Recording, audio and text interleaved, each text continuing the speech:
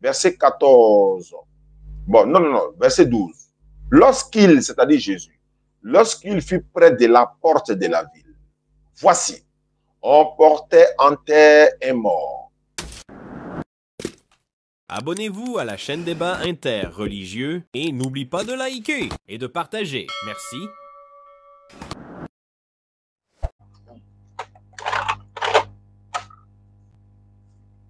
Voilà. Attends, je vais relire votre message. Bonsoir déjà. Vous vous appelez Fanta Inès. Et puis vous avez dit ceci. Bonsoir monsieur, j'espère que vous allez bien. Je suis sur Fanta. J'aimerais savoir certaines choses. J'aimerais savoir et comprendre l'islam. Je suis chrétienne. Ces temps-ci, j'ai le ressenti d'être vide, sans vie, vide à l'intérieur. Et j'ai une foi de rencontrer mon Créateur, avoir un lien avec lui, d'être rempli de lui et être guidé dans la voie qui mène vers lui.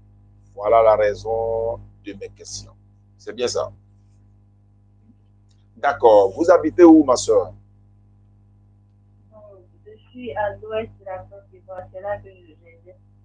À l'ouest, Danané, Man, Diglo, Bleu-le-Quin. Bon, Danané, Zongouin. Vers Zongouin. Je serai, Inch'Allah, parce qu'il y a Zongouin et puis il y a Zianouin. Je ne sais pas si c'est vrai. Mais voilà, Ali Kwasi me l'a dit. On est en train de réaliser un puits château dans une école là-bas. Et Inch'Allah, on sera là-bas dans quelques jours, voire dans 2 semaines, un mois. On va inaugurer un puits château pour un collège. D'accord. Maintenant, étant donné que vous êtes chrétienne, ce n'est pas un souci. Hein. Bien vu tes questions. Allons-y, ma soeur. Mais vous parlez, ça, c'est des paroles spirituelles, ça. Être vide à l'intérieur, etc., etc. Vous êtes née chrétienne? Mon père et ma mère sont pas de la même religion. Mon père est musulman. Ma mère était chrétienne catholique et après, elle est devenue évangélique. Mais il n'y a pas grandi avec eux. J'ai grandi avec la grand-mère de mon papa qui est musulman. Donc, j'ai grandi avec mes parents. Et après aussi, mon frère. En tout cas, il y a fait un peu le projet. D'accord. Danaya Boutique, grand vendeur de bazin. Salam alaikum. Ma soeur, comment vous avez eu mon numéro? J'ai eu mon numéro à travers un ami qui s'appelle Mathieu. D'accord. Et depuis que je vous ai écrit, la dame a dit qu'elle était la secrétaire qui m'a donné ce numéro. Ah oui, c'est vrai. C'est sur le 47 que tu as appelé, donc elle te transfère le numéro. Il n'y a pas de souci. Je rappelle que tu sais, au moins, je fais des lives souvent. Donc, je suis en live à ce moment parce que je fais des émissions chaque 2 jours, 3 jours, chaque 2 jours, 3 jours quand je ne suis pas trop fatigué. L'objectif, c'est le même, hein, raffermir la foi des musulmans, amener beaucoup de personnes à l'islam, répondre aux questions des uns et des autres, comme vous, par exemple. Donc, ma soeur, votre première question, c'est quoi? Vous avez dit que vous avez l'impression d'être vide à l'intérieur et rencontrer votre Seigneur. Qu'est-ce que ça veut dire? C'est vrai que je suis chrétienne. Vu qu'il n'y a pas grandi avec mes parents, je dirais que j'ai eu un fondement grâce à des amis qui m'ont parlé de Jésus. J'allais à l'église, j'ai même fait mon baptême. C'était comme si je ne sentais pas du tout ce d'attaquer la question. Comme si les prières que j'avais faites ne voyaient pas de chiffres. Je suis ressentie là que je. D'accord. Il n'y a pas de souci. La Bible dit que le plaisir de Jésus la vie, c'est une de sa salut que ça le fait. C'est-à-dire, on a la vie éternelle en Jésus. Donc, j'aimerais savoir, vu que les musulmans te disent aussi qu'ils iront au paradis, donc ces deux religions, qui ira présent? Alhamdulillah Rabbil Alamin wa salatu wa salam ala ashraf al-mursalin. Muhammad ibn Abdullah sallallahu alayhi wa sallam. Amma ba'd. Assalamu alaikum wa rahmatullahi wa barakatuh à ceux qui nous suivent à travers le monde. La sœur a dit, Jésus a dit, il est le chemin, vérité et vie. Nul ne vient au Père que par lui. Et si jamais Jésus est le chemin, le musulman dit qu'il est de la vérité, le chrétien dit qu'il est de la vérité. Donc, entre les deux, qui ira au paradis. Il n'y a pas de souci, ma soeur. Alhamdulillah, je pense que quand Jésus-Christ dit dans la Bible, je suis le chemin, la vérité et la vie, nul ne vient au Père que par moi, qu'est-ce que ça veut dire? Ou encore, qu'est-ce que ça voudrait dire? Jésus-Christ parle de son époque à lui et à un peuple bien précis. Il dit, je suis le chemin. Et là, la question est venue après une interrogation, après une question égale. Sinon, la réponse est venue après que ses disciples lui aient posé des questions. Et le contexte de ce passage commence au chapitre 14, verset 1er de Jean, l'évangile de Jean. Il est écrit, Jésus a dit, que votre cœur ne se trouble point. Croyez en Dieu et croyez aussi en moi. Et il continue. Il y a plusieurs demeures dans la maison de mon Père. Si cela n'était pas, je vous l'aurais dit. Je m'avais vous préparé une place dans la maison de mon Père. Et lorsque je m'en serai allé et que je vous aurai préparé une place, je reviendrai et je vous prendrai pour que là où je suis, vous y soyez. Les disciples se posent la question et en lui demandant, mais maître, ou encore, nous ne savons où tu vas, comment pouvons-nous en savoir le chemin? En d'autres termes, mais on ne sait pas où tu vas, comment nous en connaître le chemin? Leur pensée, c'était un chemin terrestre. Abidjan-Man, Abidjan-Danani, Abidjan-Ziaouye. Non. Il parle de quel chemin? Là, Jésus va reprendre pour dire, mais je suis le chemin, la vérité et la vie. Et nul ne vient au Père que par moi. Il dit, je suis le chemin. Quel chemin? Le chemin qui mène à Dieu, à lui, son époque à lui. Moïse était le chemin qui menait à l'éternel Dieu à l'époque de Moïse. Ce n'était pas Jésus. Abraham était le chemin qui mène à Dieu à l'époque d'Abraham. En d'autres termes, chaque prophète est le chemin qui mène à Dieu, à l'éternel, de son époque à lui. Je prends encore un cas précis. Nous sommes aujourd'hui en Côte d'Ivoire. Le président de la Côte d'Ivoire actuelle, son Excellence Alassane Ouattara. Avant lui, il y a eu l'Excellence M. Laurent Gbagbo, le président. Avant lui, il y a eu son Excellence Feu Henri Konan Bédier. Avant lui, Feu Général Guy Robert et Feu Félix Houphouët-Boigny, Excellence, Excellence. Mais est-ce qu'aujourd'hui, nous sommes à l'époque de l'ex-président Henri Konan Bédier? Non, nous ne sommes pas à son époque. Mais à l'époque de chaque président, il est ton président. Que tu le veuilles ou pas, c'est lui qui est ton président. C'est lui qui est le premier capitaine de la Côte d'Ivoire, c'est lui qui est, etc., etc. Donc, c'est pareil que pour les prophètes.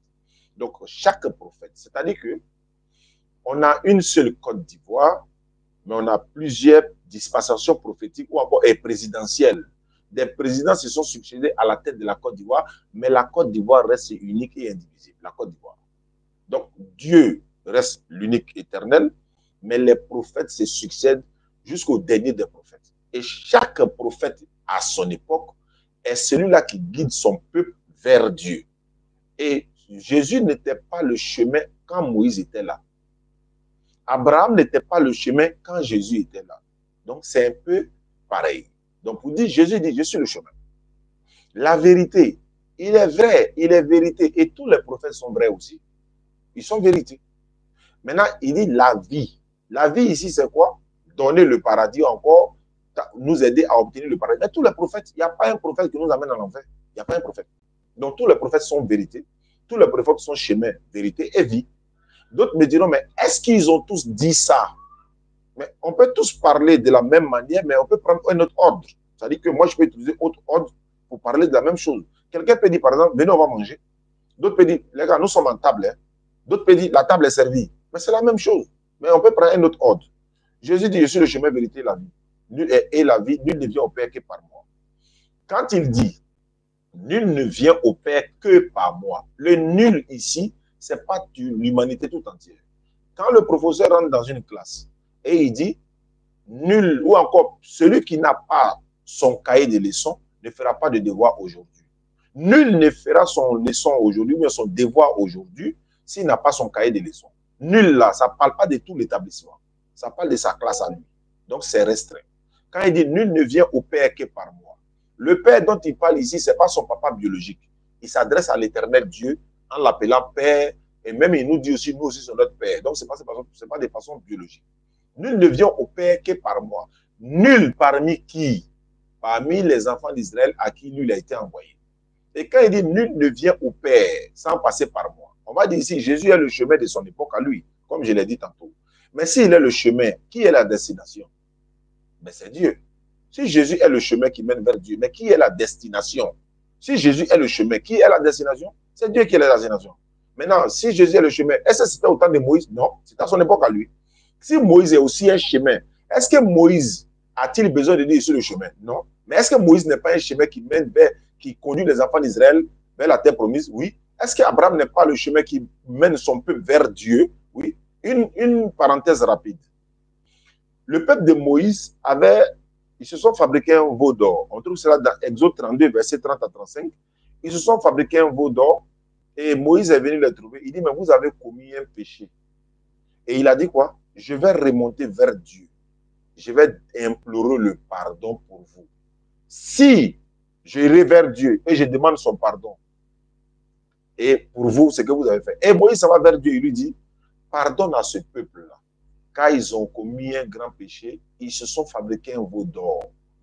Et il dit à Dieu, il faut les pardonner, ou bien efface mon nom de ton livre de vie.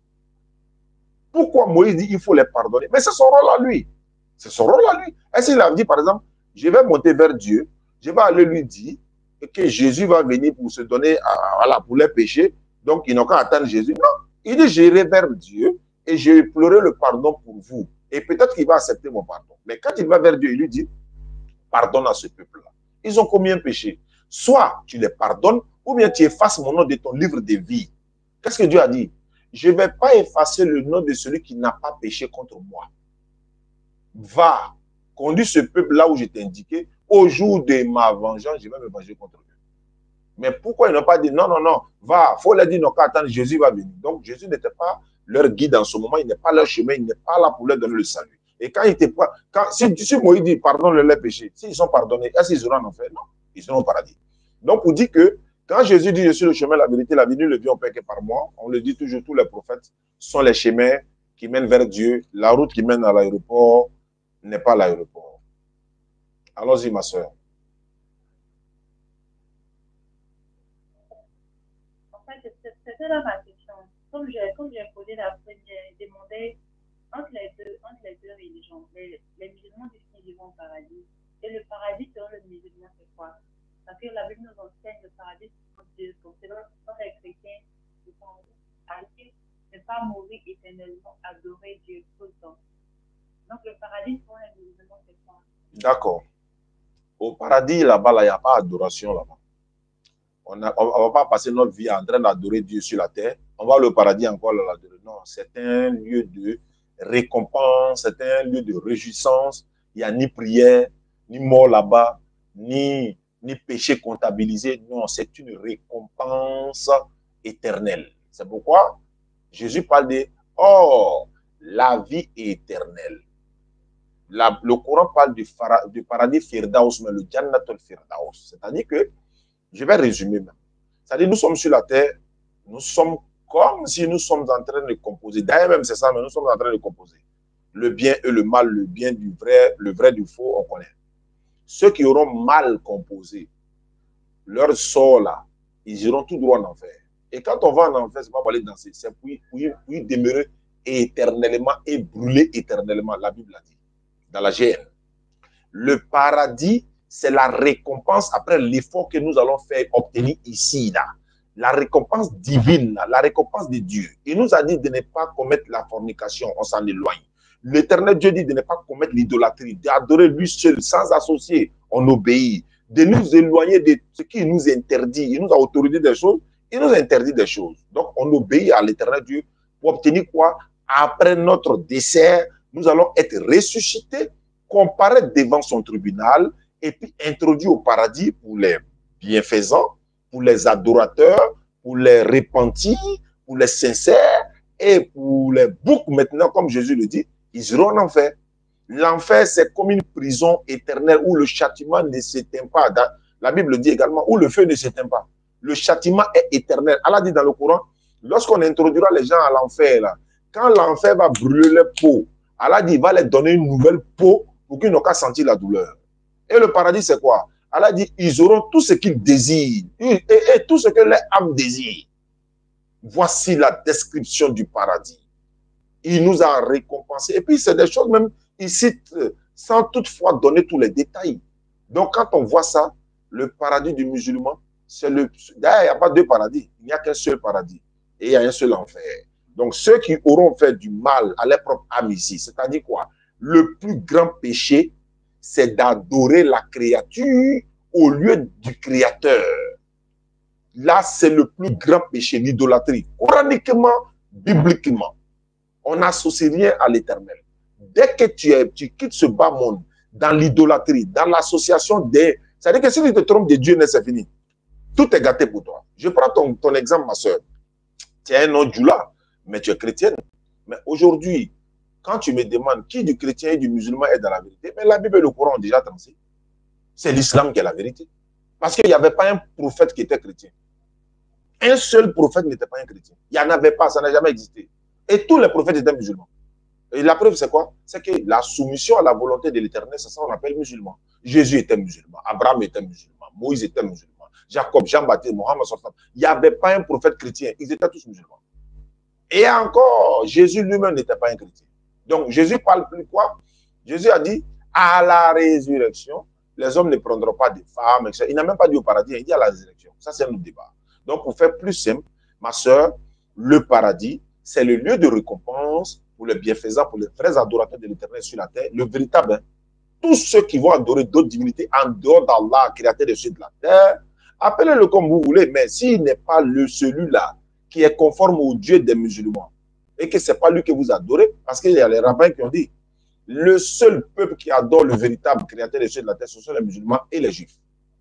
Et là encore, ça c'est un autre débat. Parce que quand il dit c'est un autre débat, après maintenant, après l'adoration du véritable, on va voir d'autres choses encore. Même les rabbins disent, un musulman, un juif peut rentrer dans une mosquée pour aller prier.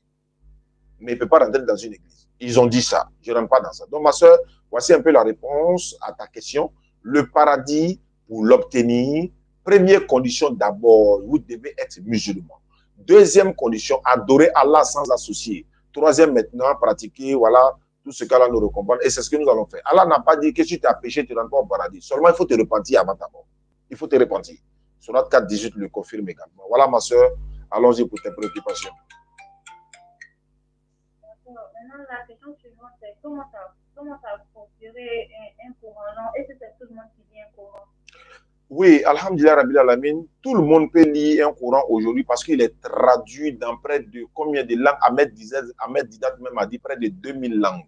Ahmed Didat a dit le Coran est traduit dans près de 2000 langues. Et si le Coran est traduit dans près de 2000 langues aujourd'hui, donc vous avez l'occasion de lire le Coran. Même dans ton téléphone actuellement, tu peux télécharger le Coran, ma soeur.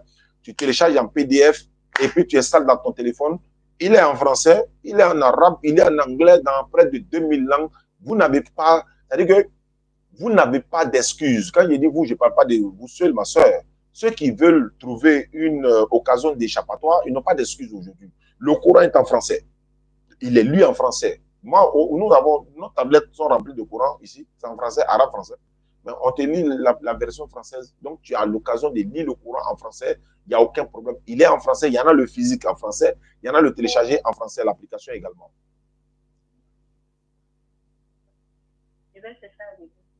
Pardon? Je vais chercher à le lire. Oui, tu vas chercher à le lire. Mais en attendant, tu dis que tu es chrétienne. Moi aussi, maintenant, est-ce que je peux te poser quelques questions? D'accord. Non, non, non. Si tu n'arrives pas à répondre, l'objectif n'est pas de te piéger. L'objectif, c'est d'amener ta compréhension à un niveau un peu élevé. Aujourd'hui, la divinité que tu adores, comment s'appelle-t-il? Parce que c'est le premier commandement de toutes choses. J'adore Dieu à travers un médiateur. Tu adores Dieu à travers un médiateur. Le médiateur s'appelle comment? Le Dieu, lui, s'appelle comment? Le Dieu. Non, Dieu. Bon, Dieu, ce n'est pas un nom. Voilà, Dieu veut dire sujet d'adoration. Bon, pour faire simple. Okay. Ah, voilà, bonne arrivée. Bon, vous avez dit, la Bible vous enseigne que Jésus-Christ est Dieu. Je n'ai jamais vu dans la Bible où la Bible dit Jésus est Dieu. Ça, c'est un. Jésus, lui, n'a jamais dit qu'il était Dieu. Ça fait deux. Mais la Bible enseigne plutôt que Jésus est prophète. Il y a près de 4 à 5 versets dans la Bible où il est mentionné que Jésus est prophète. Avez-vous déjà vu ces versets-là? Jésus prophète dans la Bible. Bien sûr. Ah, d'accord.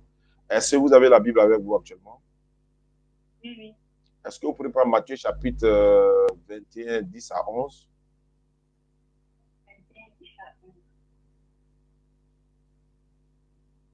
Je vais donner 4 versets dans la Bible, voire même 5 versets dans la Bible où Jésus est prophète. Mais on va voir ce que ça donne. Matthieu 21, 10 à 11. Bienvenue à tous ceux qui nous suivent à travers le monde. Ceux qui veulent faire des puits, des fourrages, n'oubliez pas de nous contacter. Les numéros sont en bas d'écran. Ceux qui veulent nous soutenir également pour la pick-up, vous êtes le bienvenu. Barakallahu fik. Vous êtes à la page, ma soeur? Pas encore.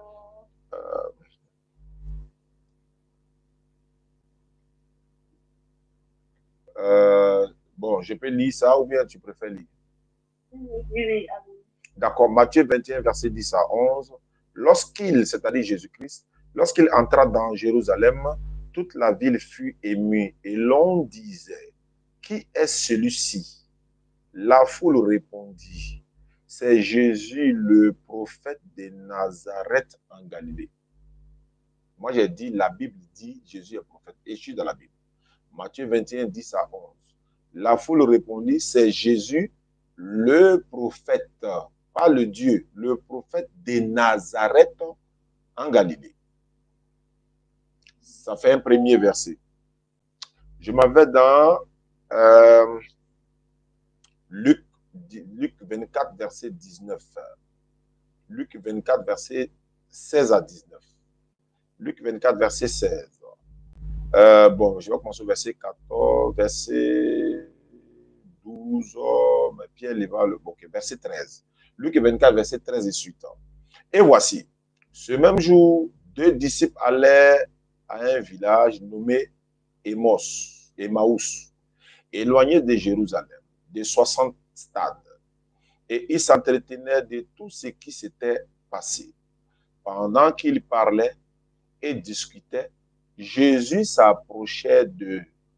Il fit route avec eux.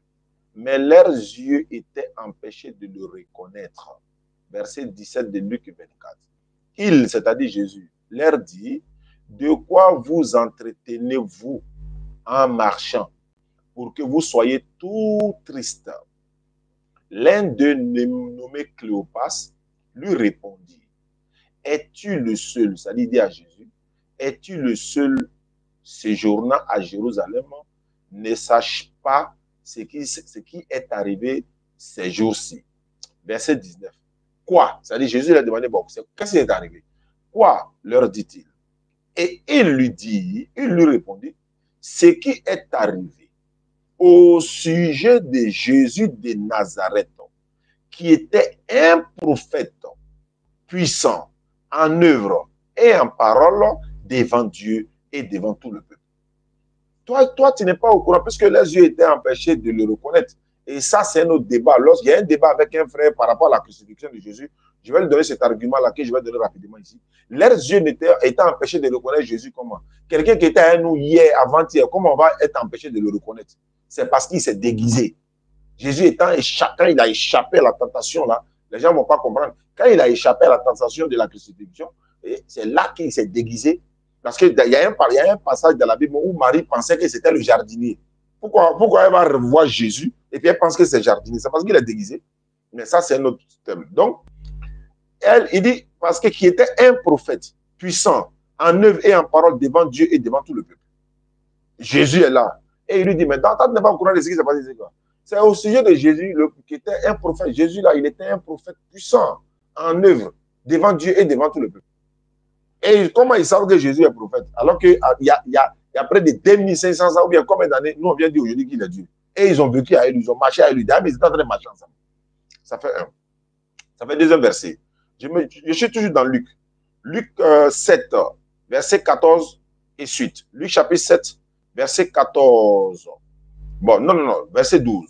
Lorsqu'il, c'est-à-dire Jésus, lorsqu'il fut près de la porte de la ville, voici, on portait en terre un mort, fils unique de sa mère, qui était veuve et il y avait avec elle beaucoup de gens de la ville. Le Seigneur, c'est-à-dire Jésus ici, quand on dit Jésus Seigneur, oh, il est Dieu. Non, non, non, Abraham est appelé Seigneur aussi. Même un jardinier est appelé Seigneur. Parce que quand ils ont vu Jésus déguisé, elle a dit, mon Seigneur. Même Isaac est appelé Seigneur. On trouve ça dans Genèse 24, verset 65. Voilà. Donc, même il y a plusieurs seigneurs dans la Bible. On ne va pas y rentrer dedans. Le Seigneur l'ayant vu, fut ému de compassion pour elle. Et il lui dit, ne pleure pas. Jésus dit à la maman de l'enfant qui est décédé, ne pleure pas. Il, c'est-à-dire Jésus, s'approcha et toucha le cercueil. Ceux qui le portaient s'arrêtaient. Tu vois, quand on prend le cercueil, bon, chez d'autres traditions, d'autres coutumes, il y a 4 personnes qui portent le cercueil. Il y a un qui est à un côté, l'autre est à un côté, l'autre est derrière, l'autre est dedans. Il met ça sur les épaules, là. On l'appelle les porteurs. Voilà. Jésus s'est approché et toucha le cercueil. Et ceux qui le portaient s'arrêtaient. Jésus dit, jeune homme, je te le dis, lève-toi. Et le mort s'assit et s'est mis à parler. Jésus le rendit à sa mère.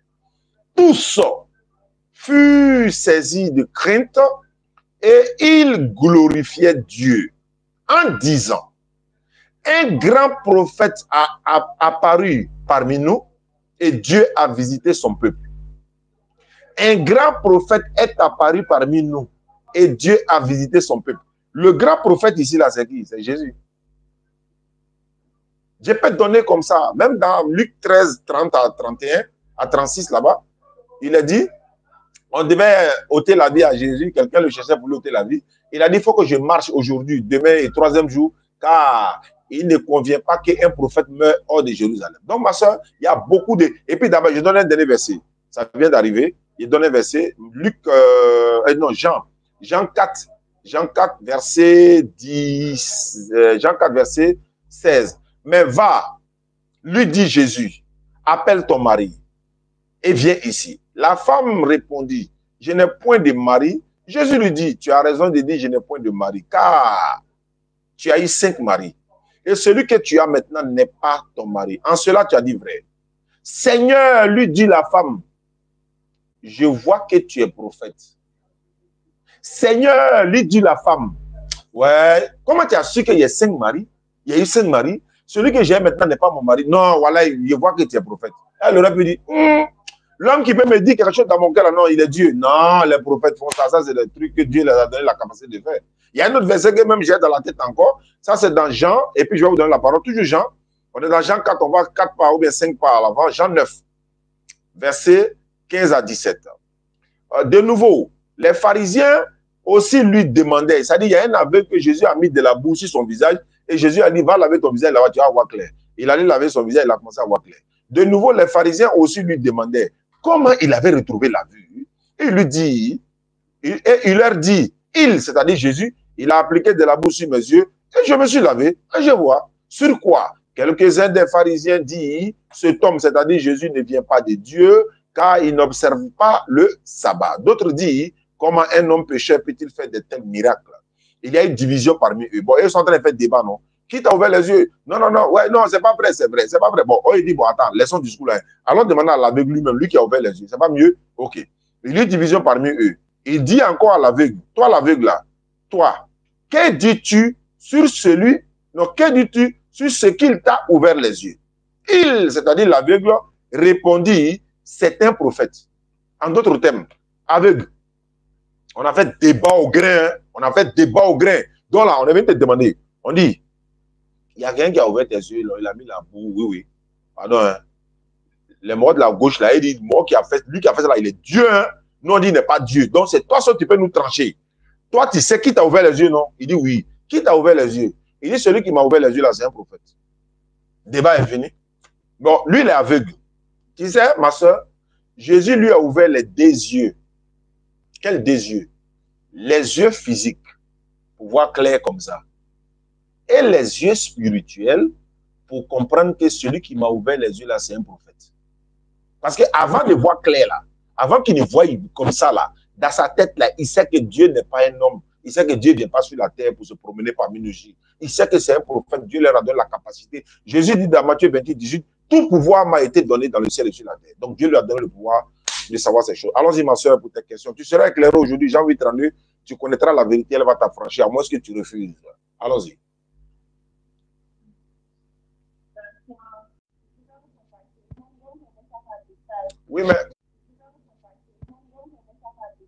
Oui, mais moi j'ai une question à te poser. Ma soeur, qu'est-ce qui t'empêche à devenir musulmane? Parce que la vérité t'est affranchie ce soir. Comme Jésus a dit, Zachée, le salut est rentré dans ta maison aujourd'hui. Moi, je pose la question. Là où tu es là, Wallahi, par Allah, moi je n'ai pas la connaissance, je ne connais rien. Mais il n'y a pas une question que tu as me posée aujourd'hui là que je ne vais pas te répondre. Et puis même si je n'ai pas la réponse, mes imams sont là. Je ferai recours rapidement aux imams. Parce que c'est eux qui sont nos renforts. Dès que nous, on ne connaît pas, on s'en dirait les imams. Et ce sont nos généraux, les imams là. Nous, on est les petits soldats là, on est sur le terrain pour parler d'Allah, pour parler d'Islam. Dès que c'est chaud, on s'en dirait les imams. Et tous les imams sont prêts à nous donner l'enseignement qu'on ne connaît pas. Parce que tant que c'est pour venir parler d'Allah et de l'islam, ils sont prêts. Et puis, ils seront heureux de nous former, de nous apprendre ce qu'on doit dire par rapport à la cause de l'islam. Et voilà un peu. Donc, il faut me poser les questions. Parce que moi, je souhaite que tu deviennes musulman ce soir. Wallah, il faut poser tes questions. Parce que moi, je peux te poser des questions, ma soeur. Peut-être tu auras du mal à répondre. Et certains trouvent souvent que cette question que je vais te poser là, à la manette témoin, il y a une fille, je ne sais pas c'était dans quelle ville on était, elle a dit ces questions-là qui a fait qu'elle veut devenir musulmane. Donc, voilà la question. Ma soeur, quand toi tu rentres dans ta chambre là, est-ce que tu rentres avec chaussures? Non. La raison c'est quoi? Vous n'avez pas sali la chambre. Très bien. Est-ce que tu as déjà vu les musulmans rentrer avec chaussures à la mosquée? Non. À ton avis, c'est pourquoi?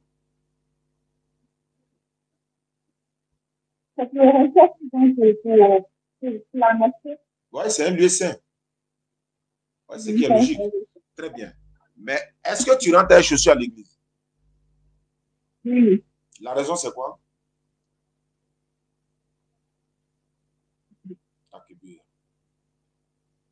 Entre ta chambre et l'église, quel est le lieu saint? Entre ta chambre et l'église. C'est l'église. Maintenant, pourquoi tu fais le contraire? C'est-à-dire, la chambre n'est pas un lieu saint. Tu ne rentres pas avec chaussures là-bas. Mais le lieu saint, tu rentres avec chaussures là-bas. L'objectif, c'est quoi? Tu as dit ta chambre, tu ne veux pas salir ta chambre. Bon, comme tu n'es pas allé ta chambre là, tu ne veux pas, tu veux salir où?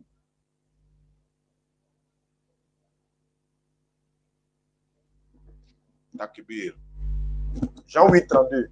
Vous connaîtrez la vérité vous affranchira. La fille est venue me dire, elle dit, c'est là. Elle a entendu ça dans une vidéo, elle dit, non, il y a quelque chose qui ne va pas.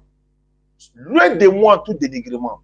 Parce qu'il y a des conditions dans lesquelles les musulmans rentrent je suis à la mosquée. Il faut que je précise ça. Ibrahim m'a dit ça la dernière fois. Il dit chaque fois quand il dit les musulmans ne rentrent pas avec chaussures à la mosquée, c'est une réalité. Mais il faut aussi préciser qu'il y a des contextes dans lesquels on peut rentrer avec chaussures. Il dit oui, ça aussi c'est vrai. Il y a des contextes dans lesquels on peut prier avec chaussures, mais de façon générale, on ne le fait pas. Il dit oui, il faut que je précise ça. Donc, ma soeur, tu vois un peu? Donc, il y a des petits détails qui vous amènent à comprendre. Ma soeur, je veux savoir, est-ce que tu sais ce que c'est que l'ablution? Attends, tu as dit que maman est musulmane, non? Quand il veut prier, là, il prend de l'eau pour faire quoi? Très bien, c'est de ça que je parle. Ça s'appelle l'ablution. Est-ce que tu sais que l'ablution est dans la Bible? C'est écrit noir sur blanc, ablution. Et si elle te montre ça dans la Bible? Écrit noir sur blanc. Moïse a mis de l'eau dans la cuve. Et lui et son frère Aaron, ils ont pris l'ablution en lavant les mains, les pieds, et puis ils sont allés dans la tente d'assignation. Et ce verset-là, quand j'étais encore en 2012-11, j'étais en train de vraiment me former par la grâce de Allah, j'ai continué de le faire déjà. Il y a un frère qu'on appelle Pasteur Michel. Il a été converti par Moustapha Sy à Gagnoua, ou bien à Daloa. Et il donnait les arguments. Dès qu'il a envoyé Exode 40, 30 à 31, il dit il y a l'ablution dans la Bible. Il dit, tu dis quoi? Il dit ablution dans la Bible. Pasteur Michel, il est actuellement au Mali, je crois, à Caï. Quand il a donné verset là, il dit, ça là, faut ça y est, à te bonner pour nous. Non, Exode 40, verset 30 à 31. Quand il a dit là, je dis non, et celui-là, il sait de quoi il parle. j'ouvre la Bible. C'est écrit noir sur blanc, ablution. Attends, ablution de ta Bible? Oui, mais pourquoi tu ne fais pas l'ablution? Ma soeur, ta Bible dit que si tu n'es pas voilé, tu dois te raser la tête, c'est-à-dire coco taillé. Entre te raser la tête et te voiler, tu préfères quoi? Mais pourquoi tu ne te voiles pas? Ou bien tu te voiles? Le voile, il n'y a pas que cela, mais pas le voile comme les musulmans. Mais c'est ce que la Bible dit. 1 Corinthiens 11, 5 à 7. Attention, avertissement. On m'a averti, les gars, tapoter. Et c'est sorti rouge comme ça. S'il vous plaît, ici, là, good luck, good life, tout ce que vous pouvez mettre là, mettez. C'est sorti rouge, grand rouge comme ça. Et puis, ils ont mis avertissement. Vous savez, les Nyangbo sont là-haut. Ils ne vont pas nous laisser. Voilà, YouTube n'a pas de problème, Facebook n'a pas de problème, c'est TikTok là. Pardonnez. Good life, s'il vous plaît, mettez. Voilà, good life, là, ça. Au robot là, quand ils voient ça, ils disent non, on dit bon live, donc on va plus supprimer. Il dit c'est sorti rouge, quoi, grand. C'est pas possible. C'est pas bon. Tapoter, on va avancer. Donc, ma soeur, voilà un peu ce que je pouvais te dire. Et puis, je peux même ajouter, ma soeur, est-ce que quand tu es indisposé là, tu vas à l'église? Oui. Si. Oui. Dans ta Bible, la Bible dit que si tu es indisposé, quand tu vas dans un lieu, si tu touches un banc, une chaise, n'importe quel objet, et si une autre personne vient toucher cet objet-là, la personne sera impure jusqu'au soir. Lévitique 15, le verset 19 jusqu'à 25. Vous connaîtrez la vérité, elle vous affranchira. Ma soeur, est-ce que tu manges le porc? Oui. La Bible dit si tu manges porc, tu vas en enfer.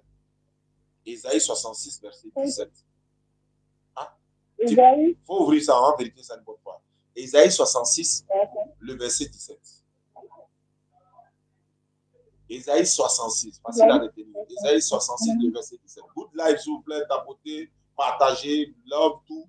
Peut-être que si vous envoyez cadeau, ils vont pas bloquer. Non, ils m'amusent. Voilà, vous mettez good life, bon live. Mais bon live, est-ce que tu parles français? Tu as mis bon live, non? Est-ce que tu parles français? Robot, là, il parle français? Bon. Good life. Ésaïe 66, verset 17. Voilà, Ésaïe 66, verset 17. Il faut lire. Ça commence par ceux qui se sanctifient. Ceux qui se sanctifient et se purifient dans les jardins, au milieu desquels ils font un à un. Ils vont. Ils mangent la tête. Ils vont un à un. Ils mangent la tête de corps, des choses abominables et des souris. Tout cela périront, dit l'Éternel. On dit tout cela périront, dit l'Éternel. C'est-à-dire, on appelle ça ainsi par l'Éternel. Ça veut dire que c'est un ordre. Ceux qui se sanctifient, se purifient, qui vont dans les jardins, un à un, qui mangent de la viande de porc et des souris, et puis il ajoute des choses abominables. C'est lourd, hein? Et il a ajouté, tous ceux-là périront. Ma soeur, on périt en enfer ou au paradis? Donc Dieu dit, si tu manges porc, tu vas périr. Il ne faut plus manger porc. Il y a mouton, il y a cabri, il y a bœuf, il y a poulet, il y a beaucoup d'animaux. Donc voilà pourquoi aussi l'Éternel, il a créé les animaux là. C'est pas tout on doit manger. Il y a vu une vidéo hier, quelqu'un disait, ouais, le chrétien n'a pas de totem, etc. C'est votre droit, vous n'avez pas de totem. Mais nous, on a des totems. Voilà, donc merci beaucoup le laboratoire. Nous, on a des totems. Donc, et puis même tes enfants, même la mère poule, elle gratte la terre là. Il y a des nourritures, elle ne met pas à côté de ses enfants. Voilà, même nous, il y a des choses qu'on ne doit pas manger, mais chacun est libre. Je répète, chacun. Donc, ma soeur, pour revenir au sujet, qu'est-ce qui t'empêche à redevenir musulman? Si tu veux la vérité, tu l'auras ce soir, bismillah. Nous avons fait 246 convertis dans le mois béni de Ramadan. Après Ramadan, nous sommes à près de 23 ou 24, je n'ai plus le nom. Même aujourd'hui, on a fait, je crois, 3. Mais un de plus, c'est bon. Un de moins, le salut est personnel. Tu deviens musulman. Non seulement ton salut est garanti dans l'islam, il n'y a pas un verset dans la Bible où on dit chrétien rentre au paradis. Mais il y a un verset dans le Coran où on dit musulman rentre au paradis. Et ça là, ça fait mal à quelqu'un. Donc ma soeur, voilà les textes sont là. Par exemple, ma soeur, tu es chrétienne évangélique, mais Jésus-Christ n'a jamais été chrétien. Il n'a jamais entendu le mot chrétien. Le chrétien, c'est venu après que je sois passé. Actes des Apôtres 11, 26e verset. Beaucoup de pasteurs aujourd'hui sont en train de confirmer ce que nous disons. Ils sont pleins sur les réseaux sociaux. Ils sont en train de confirmer ce que nous avons dit, ce que nous continuons de dire. Et la vérité va vous rendre libre. Nous ne cherchons pas à dénigrer qui que ce soit. On ne se justifie pas aussi. On dit, la vérité, c'est l'islam. Et beaucoup de personnes sont d'accord avec nous. Aujourd'hui, c'est ce qu'ils font. Il ne faut plus en lire Bible. Il ne faut plus en lire Bible. Bible, là, c'est pour tout le monde. Vous lisez le Coran, nous, on lit la Bible. Il y a des gens, ils ont plein de tafsirs dans les maisons comme ça. Voilà, mais on ne les interdit pas. Ils n'ont qu'à continuer de lire même sans problème. Et l'islam a un secret. Tant que vous allez vous attaquer à l'islam, l'islam va être triomphé. Elle va être propagée. Elle va être propagée. Allah a dit ça. Tant que vous attaquez l'islam, bon, le mot, voilà. Vous allez vous attaquer, vous allez vous apprendre à l'islam, elle va se propager. Ma soeur qui est à Zion, je répète encore, nous serons dans la localité dans quelques 2 semaines par là pour inaugurer un grand château puits, un puits château, hein, qui, voilà. Oui, ma soeur. Merci pour les cadeaux, les gars. Hein? Voilà, donc nous serons dans la zone de Zion pour inaugurer ce puits château dans un collège. Et ça va se faire, voilà, en présence des élèves et tout. Rachid Dépiné et les frères authentiques. Voilà, ce sont eux qui ont réalisé ce puits-là. Il m'a même donné quelques noms que je vais citer, Inch'Allah, lors de l'inauguration. Donc, je confirme à Rachid Dépiné que c'est ce puits-là qui est en train d'être réalisé dans l'école, dans un collège d'un village non loin des Zonguiens. Le nom du village, même, je l'ai, n'équipe pas, je vais voir. Voilà, et voilà. Donc, quand on sera là-bas, on pourra même t'appeler et puis te remettre les tapis de prière gratuitement, le kit converti. Non, quand on voyage, on va avec les kits convertis. Et puis voilà, parce qu'on a toujours des conversions. Les gens se convertissent en islam. Tous les jours qu'Allah fait, les gens ne font que se convertir en islam. Et puis bon, voilà, c'est une grâce d'Allah. Et voilà, Rachid Dépiné. Voilà, donc, et puis également, il y a un autre puits château qui est en train d'être préparé au nom de Sanogo Bintou, décédé le 24 décembre, non, le 24 septembre, 2022, son fils nous a contacté pour faire un puits à la mémoire de sa mère. Il était tout en larmes même quand il a vu aussi également le puits château de Danané, dans l'école coranique de Danané, qui a été très, très, très bien fait. Et ça a été fait par une grande partie des frères de la France et l'autre partie par beaucoup de personnes de la communauté qui ont participé. C'est pour ça qu'on a fait le puits là en grand caroli, tout ça, et puis un ami, et même robinet dehors pour la population. Donc le prochain puits, c'est pour Rachid Dépiné. Sans oublier également, il y a 2 autres puits. Ça, c'est puits château. Deux petits puits sont déjà en cours. On a une sœur qui est aux États-Unis, elle ne pas dit son nom. Donc, elle a déjà commandé également un puits dans ce sens-là. Donc, ceux qui veulent faire des puits, des châteaux, des forages, vous nous contactez. Et Ibrahim est dans le laboratoire actuellement. Ibrahim, le laboratoire est dans la Bagoué. Voilà, c'est ce que je voulais dire. Il y a une localité là-bas encore qu'on a ciblée où on va aller faire un puits château là-bas. Voilà. Et puis, Inch'Allah, beaucoup de villes, villages en ont besoin et les gens ne font que nous contacter pour réaliser ces puits-là. Quand on les fait, on les envoie les images, les vidéos et puis voir tout ça. Vous savez, c'est ça Sadaka du Diaria. Donc, quand on sera dans la zone des Zion, Zongien est à 40 km de Danané, non? 40-45 km par là. Et pour aller te remettre ton kit dans la ville des Zongien, ça, c'est pas un problème. Ou bien encore, on peut te dire de venir à Danané, on va te remettre ton kit converti, tapis de prière, le courant français, un voile, d'autres documents encore, et puis te confier à la DDS section Danané. Mais cela étant, l'islam n'est pas une contrainte. Conversion à l'islam n'est pas une contrainte. Allah dit dans le Coran, surat Lavash, surat Bahara, surat de 256, nulle contrainte en religion, car le bon chemin s'est distingué de l'égarement. Mais le salut est personnel. Ma soeur, si tu restes dans ta position où tu es que tu quittes dans ça, tu ne peux jamais être sauvé. Tu sais que Jésus a dit qu'il va vous chasser au jour de la résurrection, au jour du jugement. Ça est dans la Bible. Tu veux vérifier? Matthieu 7, 21, 26. Matthieu 7, 21, 26. Prends la Bible, on va vérifier. Mon message de ce soir est certes à toi, mais à beaucoup, tous ceux qui nous sont à travers le monde, parce qu'ils vont comprendre. Et puis également, n'oubliez pas le projet Opération Pandi. Voilà, un Pandi, Inch'Allah, vraiment, les gens ont commencé à participer. Le lien de PayPal est dans notre WhatsApp, disons, Facebook, TikTok, YouTube également, dans la bio. Voilà, le lien est là pour la pays par ceux qui veulent participer pour nous aider à obtenir un Kwanji. C'est quoi un Kwanji? Les Français, les Américains, ceux qui sont nés en France là, c'est quoi un Kwanji? Donc, c'est une voiture pick-up. Une pick-up, chez nous en Côte d'Ivoire, on appelle ça Toyota Hilux. Si tu es précisé, tu dis Toyota Hilux double cabine. C'est tout. C'est ça qu'on appelle une pick-up.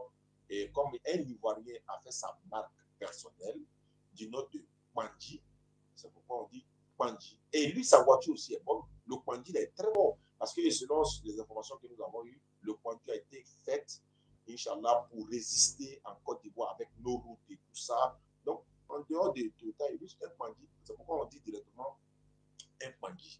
Inch'Allah, quand là, il facilite l'obtention, ça va nous aider dans beaucoup de choses que vous ne pouvez pas imaginer. Voilà, il y a beaucoup de voyages qui sont prévus et Inch'Allah, lorsqu'on ira, Ibrahim, préparez-vous les gars, les éléments, préparez-vous. Quand on ira pour inaugurer le puits château dans le collège là, comme Ibrahim, le laboratoire, quand tu parles bon français là, non? Les élèves là, on va faire une petite conférence avec eux lors de l'inauguration du puits château là. Donc tu vas les parler quoi. Inch'Allah. Donc on va aller avec l'équipe, hein, voilà, on va aller pour faire l'inauguration, Inch'Allah, et puis on sera tous là. Voilà, donc quand la facilite, Inch'Allah. D'accord. Allô, ma soeur, tu as la page? Oui, alors, je vais faire comment? Matthieu 7, verset 21 à 24. Les modérateurs, vous pouvez mettre les numéros à l'écran. 05 94 87 58 58. L'indicatif de la Côte d'Ivoire, c'est le plus 225. 05 94 87 58 58. Ça, c'est le MTN. Et le Orange, c'est 07 88 96 96 90. Parce que quand on donne le numéro comme ça, on nous signale. Donc, mettez les cœurs sous le plein, n'oubliez pas, et tapotons, on va partir avec ça. Allons-y, ma soeur. Matthieu 7, 21 à 24. Verset 21. Ceux qui me disent Seigneur, Seigneur, n'entreront pas tous dans le royaume des cieux, mais celui-là seul qui fait la volonté de mon Père qui est dans les cieux. Plusieurs me diront en ce jour-là, Seigneur, Seigneur, n'avons-nous pas prophétisé par ton nom? N'avons-nous pas chassé les démons par ton nom? Ou n'avons-nous pas fait beaucoup de miracles par ton nom? Alors je leur dirai ouvertement, je ne vous ai jamais connu. Retirez-vous de moi et vous qui commettez l'iniquité. Vous qui commettez l'iniquité. Ok. Ceux qui me disent, Seigneur, Seigneur, n'entreront pas tous dans le royaume des cieux, mais celui-là seul qui fait la volonté de mon Père qui est dans les cieux. En ce jour-là, résurrection, jugement dernier, plusieurs me diront, si tu es chrétien, tu en fais partie parce que tu l'appelles Seigneur. Plusieurs me diront, Seigneur, Seigneur, n'avons-nous pas prophétisé par ton nom, chassé des démons par ton nom, fait des miracles par ton nom? Alors, Jésus, les dirai ouvertement.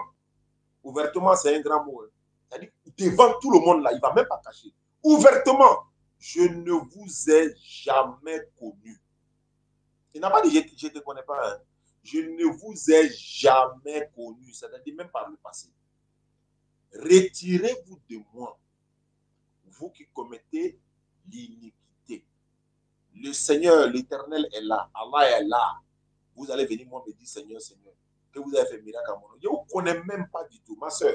Si Jésus vous remit devant l'Éternel Dieu le jour du jugement, vous irez au paradis ou pas? Très bien, puisqu'il vous a remis devant le Seigneur. C'est pourquoi dans Jean 15, 25, 23, Jésus dit, si je n'étais pas venu et que je ne leur ai pas parlé, ils n'auraient pas péché. Maintenant, ils n'ont plus d'excuses pour les péchés. Puisque je suis venu, je leur ai parlé. Ils ont écouté, ils ont entendu, mais ils n'ont pas cru. Vous êtes déjà jugés. Parce que tout ce que j'ai dit là, est-ce que tu as vu le Coran dedans? C'est ta Bible. C'est pourquoi il est facile souvent. Il y en a qui disent, mais pourquoi vous ne prenez pas vos Corans? Mais il y a pas le Coran, tu suis parlé à la soeur, c'est vrai que tu t'appelles Fatou, mais est-ce que tu as croire? Mais dans ton livre de foi, là, si elle prend là-bas, là, au moins tu vas comprendre. Donc voici la vérité qui t'est apparue aujourd'hui. Et ça, c'est peut-être 15% de ce que j'ai dit dans ce que je pouvais dire ce soir. Mais pour te dire encore une fois, le salut est rentré chez toi aujourd'hui. Sachez, Jean chapitre, non, ça c'est, ouais, sachez, non. Nicodème. Jean 3, c'est Nicodème. Donc, Zachée, c'est un autre passage. Le salut est rentré chez toi aujourd'hui.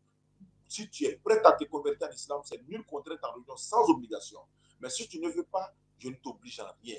Mais au moins, mon devoir sera 3:20. Moi, mon devoir n'est que la transmission du message. Jésus a dit, la parole que j'ai annoncée, c'est cette parole-là qui va vous juger au juge du jugement. Il dit, je n'ai point parlé de moi-même. Le Père qui m'a envoyé m'a prescrit lui-même ce que je dois dire et annoncer. Et je sais que son commandement est la vie éternelle. Pourtant, vous avez enseigné autre chose que ça. Il a dit, c'est son commandement qui est la vie éternelle. Vous avez dit, non, c'est lui-même sa vie, là. Il est venu donner sa vie pour vous, pour vos péchés. C'est ça qui est la vie éternelle. Nulle part, Jésus l'a dit. J'ai un débat avec un frère sur la crucifixion de Jésus. Je pense que ça va se savoir.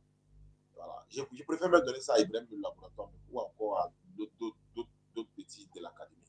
Ils vont gérer ça. Mais ça va se savoir. Ma soeur, ma question demeure. Qu'est-ce qui t'empêche à te convertir ce soir après que la vérité t'ait affranchi? La vie ne nous appartient pas. Là, on a la montre, mais on n'a pas le temps. C'est-à-dire, tu peux mettre ta montre sur 8 heures du matin ou bien 8 heures. Mais le temps, là, c'est le temps. La montre nous appartient, mais le temps ne nous appartient pas. Tu as la parole.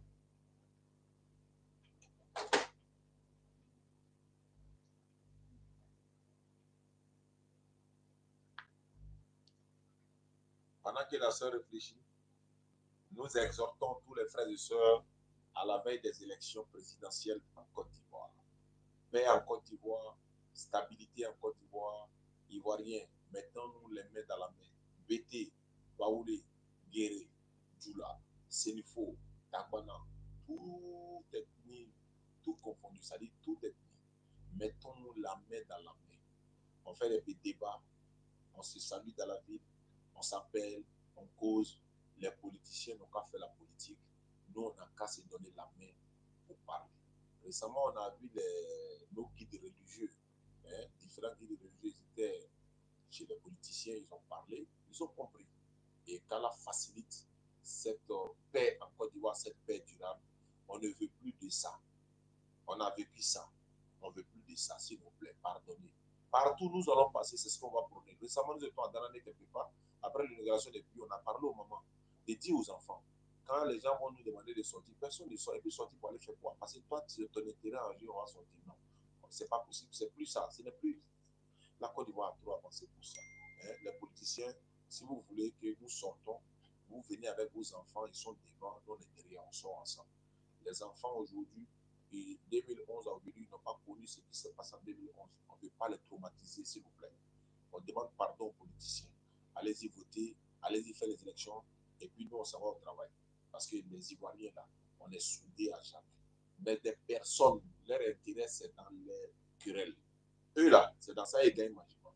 Comment quelqu'un peut, c'est-à-dire, aimer qu'il y ait des troubles? Comment tu peux vouloir ça, par exemple? Alors que dans ça, là, rien n'est. Imagine, quelqu'un a conçu son magasin pendant 10 ans. Pendant 10 ans. Et puis, dès qu'on dit il y a petite crise, les gens sont cassés, et puis on vide tout en même temps. Et puis, et là, leur rôle, c'est ça. Hein. Ils attendent seulement pour qu'il y ait un petit foufou et ils s'attaquent au pied des gens. Ça veut dire quoi? Et puis, toi, ton enfant va prospérer dans ça. Ta vie va changer dans ça. Il ne faut pas les faire du mal. Le gars a mis son temps pour construire son magasin.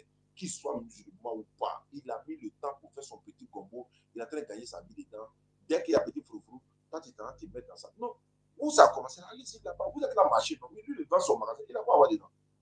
On vous demande pardon. Yati. Merci. Ma soeur. Tu es là? Oui, je suis là. On attend le monde entier. On est combien ici? Nous sommes 122 personnes sur YouTube, 648 ici, 352 ici, 137 ici. Donc tout ça l'a rassemblé. Tout le monde t'attend actuellement. Quelle est ta décision finale? Rien ne m'empêche d'accepter l'islam, mais je pense pas que je suis encore prête. Tu n'es pas encore prête. Oui, si tu n'es pas, merci pour ça.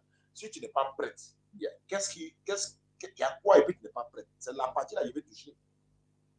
Parce que si tu deviens musulman, tu vas te dire, bon, je n'ai plus porté mèche, je n'ai plus porté les mini, je n'ai plus aller au maquis, non, je ne pense pas tout ça. Mais tu as un côté musulman, donc ça ne posera pas de problème dans la famille. Puisque ta papa qui est musulman, donc il n'y aura pas de problème. Surtout que quand tu deviens musulman, on t'ajoute dans un groupe WhatsApp pour t'apprendre à prier, pour te montrer un peu comment on fait la prière, ainsi de suite, ainsi de suite, ainsi de suite. Ou bien les gens diront, ah non, non, non, ah donc Fatou, tu es devenu musulmane maintenant. Ah donc tu es devenu Djoula. Donc tu as prié maintenant, quoi. Donc tu as prié maintenant, quoi. Oui, elle va prier maintenant, parce qu'avant, là, c'est qu'elle ne priait pas. Si tu devais prier maintenant, c'est qu'elle ne priait pas avant. Oui, non. Ah non, tu n'es pas chez les marabouts, là. Tu n'es pas chez les féticheurs. Il n'y a pas marabout ici qui fait fétiche. Il n'y a pas féticheur ici qui est musulman. Ils confondent tout. Ça, c'est un autre débat encore. Je termine par ceci. Qu'est-ce qui t'empêche à devenir musulman, ma soeur? S'il n'y a rien qui t'empêche, comme tu l'as dit, c'est qu'il faut te convertir alors. Si tu n'es pas prête, c'est qu'il y a quelque chose. C'est-à-dire qu'il y a forcément quelque chose pourquoi tu n'es pas prête.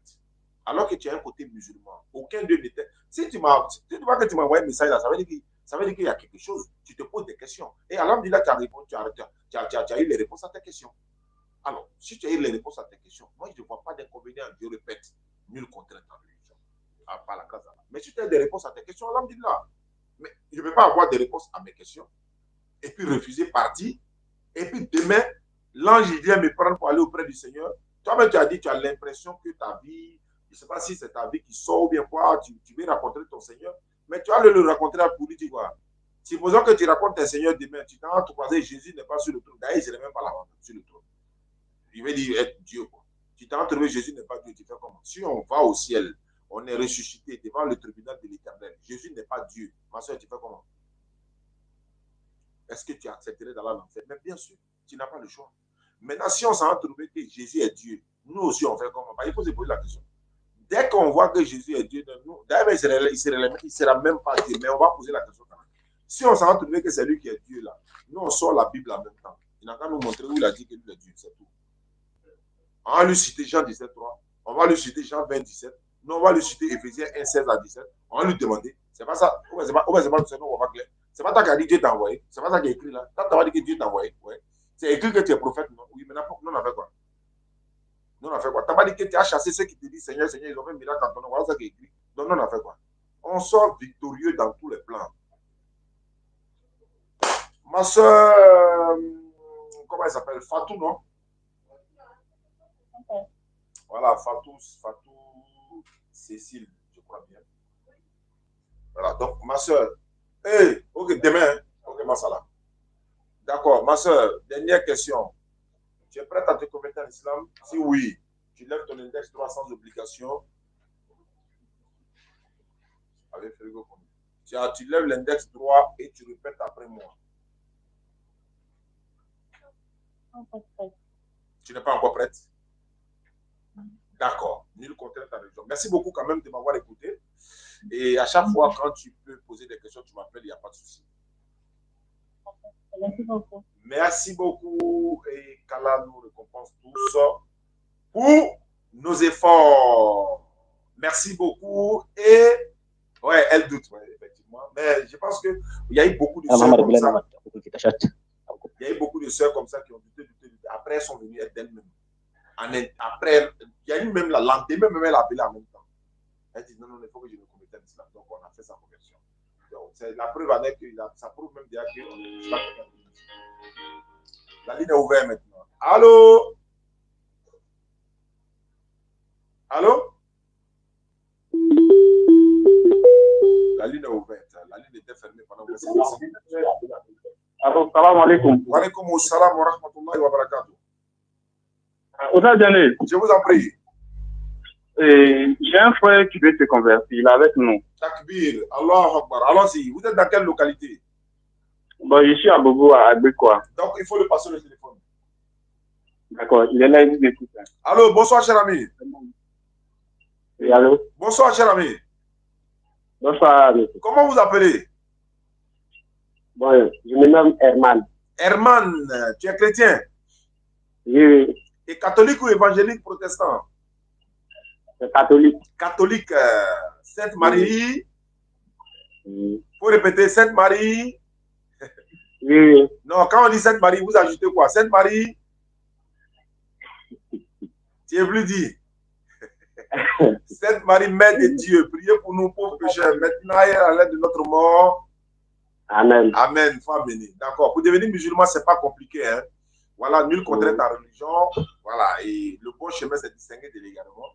Quand tu te convertis à l'islam, nous, on va t'offrir, je crois qu'il n'y en a plus, non? tapis de prière, il n'y en a plus. Normalement, on doit t'offrir un tapis de prière. L'Amiara aussi, les kits de l'Amiara, il y en a, ça, il y en a. Il y a un peu encore. L'Amiara, je viens chez toi là-bas, Inch'Allah, pour prendre la deuxième partie de la promesse qu'il avait faite. Donc, frère, pour devenir musulman, il faut lever ton index droit, si tu es prêt, sans obligation. Voilà. C'est bon? Oui. D'accord, tu répètes après moi. Il faut dire Ashhadu. Ashadu. An la ilaha. Allah ilaha. Illallahu. Ilallahu. Wa ashhadu. Wahashadu. Anna Muhammadan. Anna Muhammadan. Abduhu. Abduhu. Wa rasuluhu. Wa rasuluhu. J'atteste avec ma langue. J'accepte avec ma langue. Je reconnais dans mon cœur. Je reconnais dans mon cœur. Il n'y a pas de divinité qui mérite l'adoration. Il n'y a pas de criminalité. Il n'y a pas de divinité qui mérite l'adoration. Sauf Allah. À part Allah. Et Muhammad est le messager d'Allah. Et Muhammad est le messager d'Allah. Jésus-Christ est le messager d'Allah. Jésus-Christ est le messager d'Allah. Marie, bon, je disais maman Marie, le frère dit, bon, moi, c'est par respect quand même. Bon, Marie est la mère, non, Marie est la servante d'Allah. Il faut dire Marie est la servante d'Allah. Marie est la servante d'Allah. Voilà, c'est fini. Tu es devenu musulman, tu descends ta main, tu peux commencer à prier dès demain, mais avant, les frères qui sont à côté de toi vont t'apprendre à faire la grande ablution. Et quand tu feras la grande ablution, tu commences ta prière, Inch'Allah, dès demain, très tôt. Parce que nous, on se lève à 5 h du matin pour prier. Hein. Donc, tu vas te lever, tu vas prier désormais. Il ne faut plus dire cette Marie, mère de Dieu. Marie n'est pas la mère de Dieu. Elle est la mère de Jésus. Voilà. Jésus n'est ni Dieu ni fils de Dieu, c'est un envoyé de Dieu. C'est bon? Ok, c'est bon. Merci beaucoup à toi. Et normalement, on doit t'offrir un tapis de prière. Mais bon, tu dis que tu es à Bobo, quel côté? À Bobo, à quoi? D'accord, mais est-ce que, comment on fait pour t'apporter un petit kit converti? Comment on fait? Alors, Imam. Oui. Alors, Ustaz. Oui.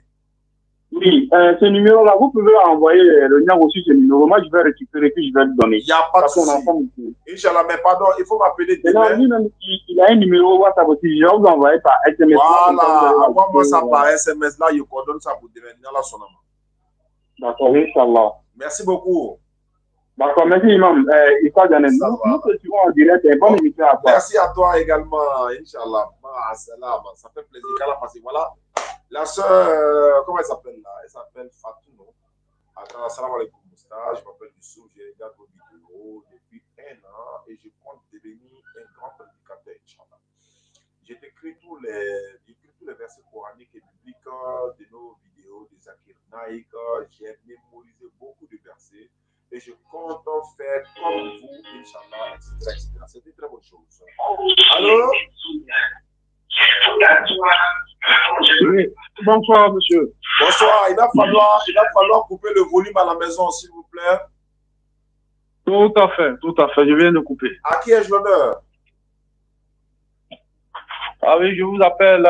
J'étais sur le live tout à l'heure. Comment vous appelez? Et j'ai pris votre numéro. Comment vous vous appelez? Guizot. Vous m'appelez d'où? De quelle commune? De quelle localité? Alors, j'appelle précisément de l'Italie. D'accord. Donc, vous êtes chrétien, c'est ça? Ah oui, je voulais poser quelques questions. Je voulais savoir si tu es chrétien. Oui, tout à fait. D'accord. Bon, moi, dans mon émission, quand les chrétiens me posent des questions, je les pose aussi des questions. Est-ce que tu es prêt à cet exercice-là? On va aller là-dessus. Allons-y, je t'écoute alors. Ok. D'abord, pour commencer, je voulais savoir, est-ce que Allah et Dieu sont même chose? D'accord. Alhamdulillah, Rabbil Alamin, wa salatu wa salam ala Rasulillah. Le nom du Créateur, le nom de celui que nous adorons, ou encore la divinité que nous adorons, il s'appelle Allah. Maintenant, Dieu veut dire sujet d'adoration. C'est un nom commun. Dieu. Parce qu'il y a Dieu au féminin, il y a Dieu au masculin, il y a Dieu au pluriel, j'allais dire. Voilà, il y a plusieurs dieux. Dieu a été frappé dans la Bible. Donc, Allah est notre Dieu. Il faut bien écouter. Ce n'est pas son nom, mais son nom c'est Allah. Il est notre Dieu, il est notre sujet d'adoration. Maintenant, si tu veux aller sur la base de Allah et puis Dieu, dans la conception, qu'est-ce qu'on veut dire par Dieu d'abord? Si ce n'est pas là, c'est-à-dire que le sujet d'adoration, on dira oui. Mais si ce n'est pas de son nom, on dira non. Parce que son nom n'est pas Dieu, son nom c'est Allah. Et Allah, c'est Allah. Alors que Allah, il n'y a pas féminin, il n'y a pas masculin, il n'y a pas pluriel. Alors que dans Dieu, là, il y a féminin, il y a masculin, il y a pluriel. Et puis il y a plusieurs dieux. Alors qu'il n'y a pas plusieurs Allah. C'est pourquoi le Coran va te dire ceci. La ilaha. Ilah, c'est le Dieu. Ilah. C'est-à-dire point de Dieu. Il n'y a pas de Dieu. Il n'y a pas de divinité. Il n'y a pas d'autre divinité. Il n'y a pas de Dieu sauf Allah.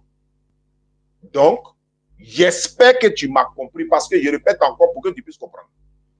Allah est Dieu là. Si tu dis Dieu dans le sens d'être sujet d'adoration, on dit notre Dieu là, c'est Allah. Notre sujet d'adoration, c'est Allah. Mais est-ce qu'il s'appelle Dieu? Il ne s'appelle pas Dieu. Il s'appelle Allah. Ok. Donc, je retiens une chose. C'est que Dieu est différent d'Allah. Ça, c'est, voilà, Dieu est différent d'Allah. Parce que dans la Bible, comme tu es chrétien, ça m'arrange. Non, il faut laisser la Bible. Non, je t'ai dit que l'exercice ici, je t'ai dit que c'est moi aussi qui te pose question. Quand il a posé mes questions, c'est dans la Bible. On va laisser la Bible comment? Non, d'abord, je viens. En fait, je t'ai posé cette question pour clarifier un certain nombre de choses. D'abord, avant qu'on ne commence. Voilà. Je peux poser ma question maintenant? Comme c'est clair. Voilà, à moi de poser ma question maintenant. C'est clair, à moi de poser ma question maintenant. Non, moi, je n'ai même pas compris. C'est pourquoi je suis monté là, je n'ai même pas compris. C'est comme ça fonctionne ici. Quand tu poses une question, je te pose une question. Et puis on roule. C'est comme je t'ai dit. Oh. Voilà, c'est comme ça. Bon, en fait, je suis monté pour quelque chose, mais bon. Il fallait me laisser terminer d'abord avant. Non, il y en a qui m'ont fait ça, ils ont terminé puis ils ont fui. Donc quand tu poses une question, la même question là, écoute-moi, la même question là, je te pose la même question que tu me poses. Donc la même question de savoir, dans la Bible là, il y a combien de dieux? Dans la Bible, il y a un seul Dieu. Tu es sûr? Dans la Bible, il y a un seul Dieu. Dans la Bible, c'est mentionné qu'il y a plusieurs dieux. Alors, tu me parles du Dieu de la Bible ou tu me parles de, c'est-à-dire les formes de Dieu, les types de Dieu. Il n'est pas parlé des titres.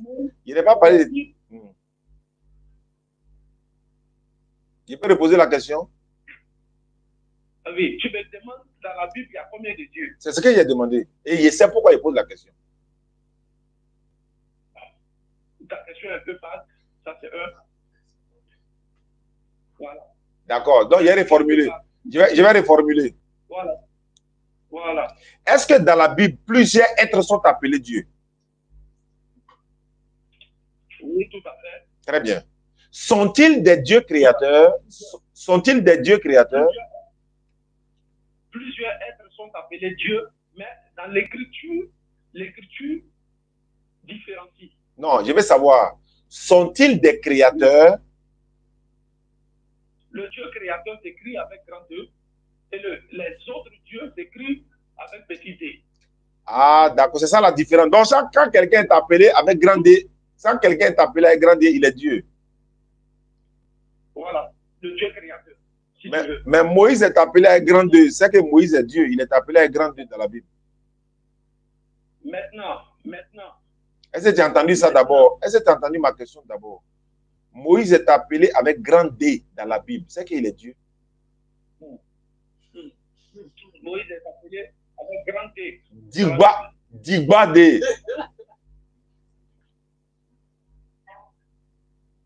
Je peux donner le verset? Donc, je vais voir. Exode chapitre 7, verset 1er. Là, après notre échange, tu poses maintenant ta question, on y va. Exode 7, 1.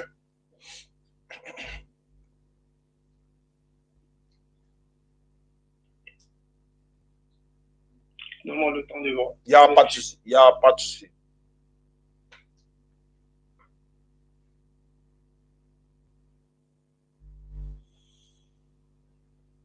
Exode chapitre. Exode chapitre 7, premier verset.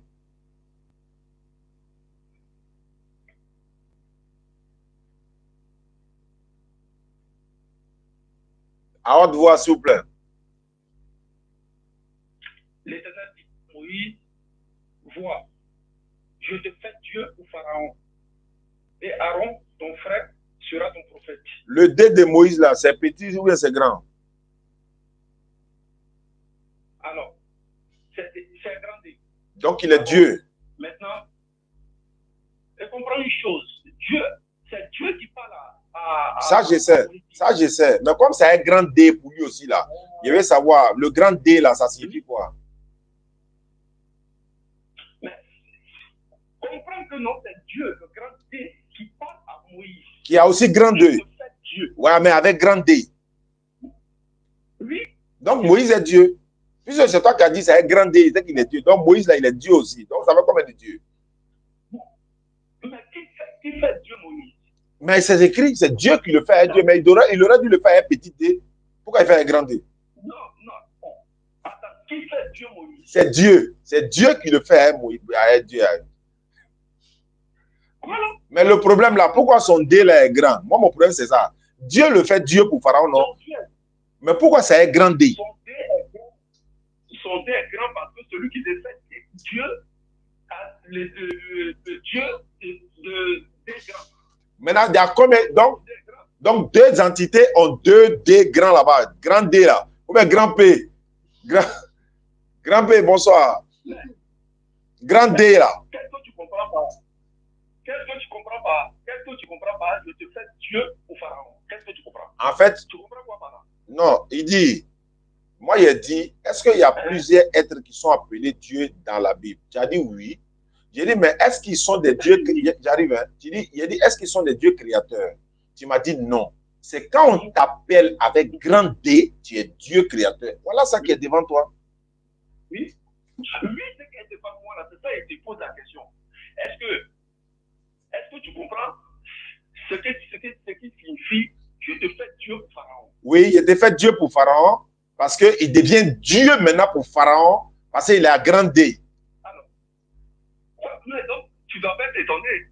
Ah, donc, mais ça fait combien de dieux maintenant? Dieu dit je te fais Dieu pour Pharaon. Oh. Donc, ça fait grand D. Ouais, mais le problème là, Dieu a dit il était fait Dieu, non? Dieu, lui, il a dit à grand D.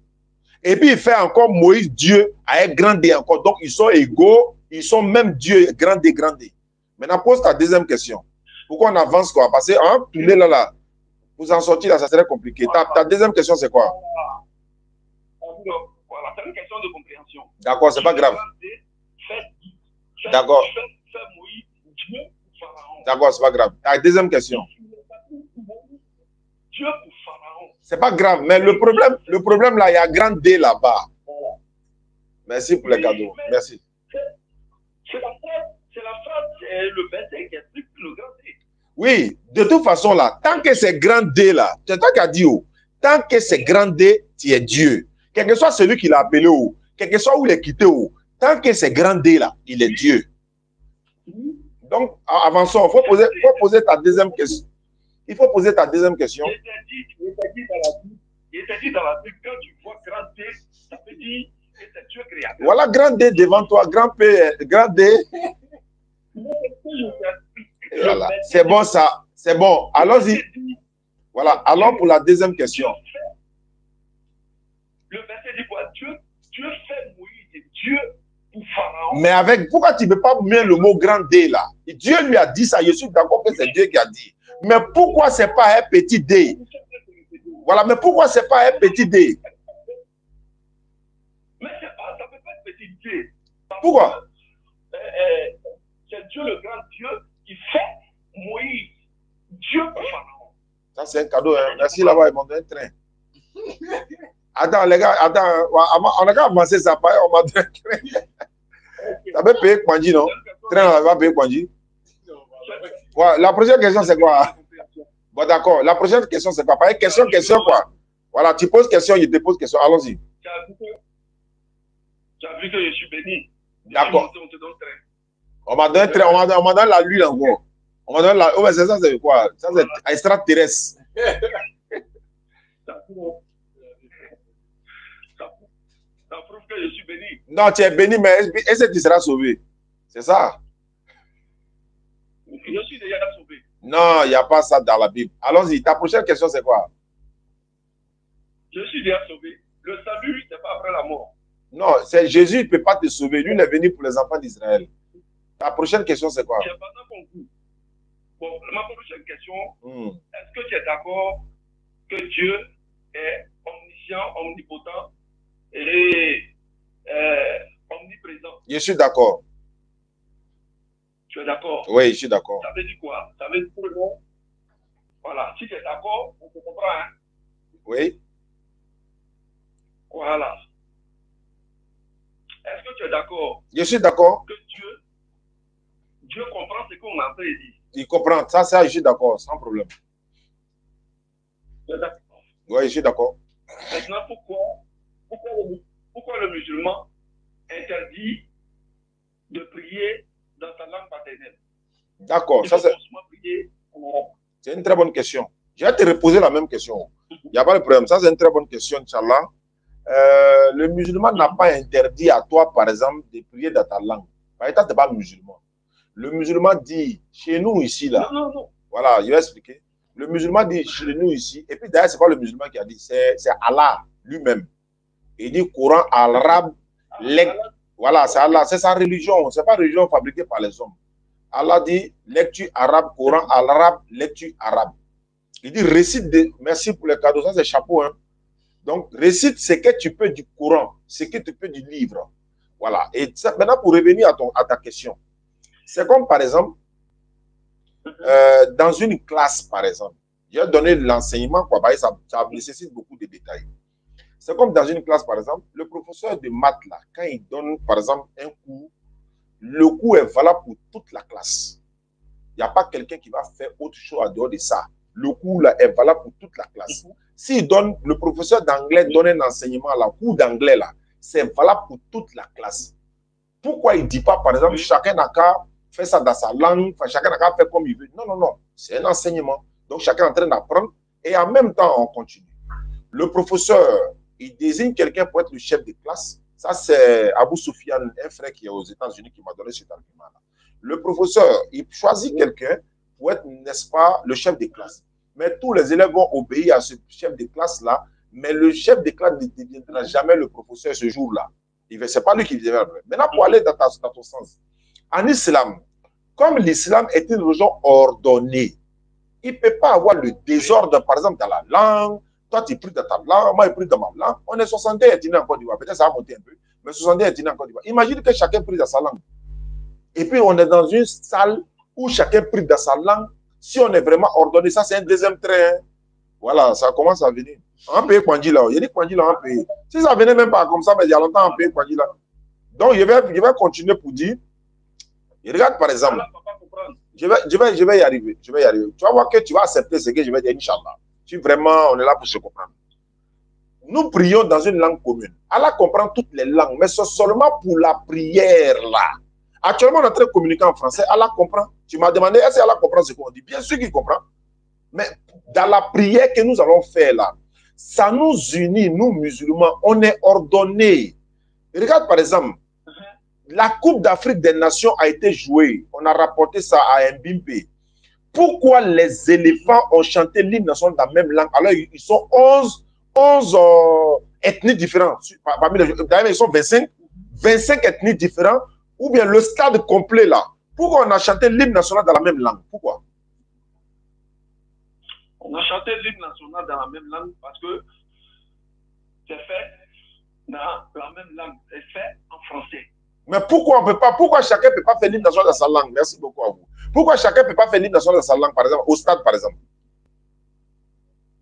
Pourquoi chacun n'a pas fait l'hymne national dans sa langue, pendant que les hymnes nationaux, c'est-à-dire que la bidjanaise là, ils sont en train de chanter là. Pourquoi on est 62 ethnies, on était tous au stade, pourquoi chacun n'a pas chanté l'hymne national dans sa langue? Pourquoi on a tous chanté dans la même langue? Pour quelle raison?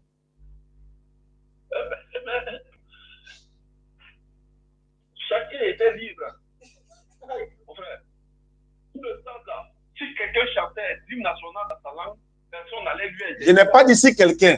J'ai dit pourquoi avions-nous chanté tous l'hymne national dans la même langue? On attendait. Salut au terre de l'espérance. Pourquoi? Je viens, tu vas comprendre. Pourquoi le président Alassane Ouattara n'a pas imposé l'hymne national en Djoula? Parce que c'est un Djoula.